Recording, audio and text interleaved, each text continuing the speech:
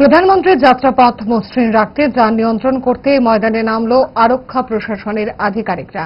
যান নিয়ন্ত্রণ করার ফলে রাস্তায় দেখা দেয় যানজট। জটের কারণে রাস্তায় বড় অংশ জুড়ে বিপাকে পড়েন রোগী সহ সাধারণ মানুষ। বিশালগড় মহকুমা শাসকের অফিস লাগোয়া রাস্তায় ধরা পড়ল এই চিত্র। এই যানজট নিয়ে কি জানাচ্ছেন সাধারণ মানুষ, দেখুন। কতক্ষণ ধরে আপনারা আটকে আছেন? আধা ঘন্টা 1 ঘন্টা। কতক্ষণ? কিসের রোগী আপনি?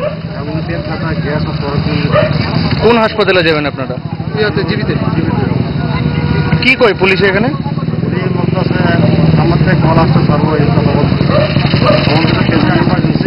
ইমার্জেন্সি লেখতে না গেলে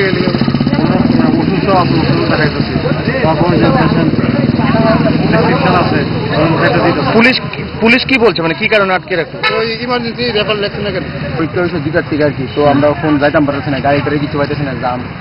কোনখানে আটকানো হয়েছে? আমরা এখন এই যে আজকে কি কারণে আটকানো হয়েছে? এটা তো জানি না, মোদি সাইড আটকানো হয়েছে, তো এদিকে গাড়ি জাম, তো আমরা যাইতাম পারতেছি না, কোনোভাবে যাইতাম পারতেছি না। যারা এখানে পুলিশ দায়িত্বে আছেন তারা কি জানাইছিলেন যে পরীক্ষা আছে? স্যারের কাছে কোনো পারমিশন নাই, মানে পরীক্ষার্থীরও পারমিশন নাই? আধা প্রায় 1 ঘন্টার মতো হয়েছে। যারা প্রিন্সিপালের ফোন করছি, প্রিন্সিপাল খবর জানাইতেছে এই ইউনিভার্সিটি।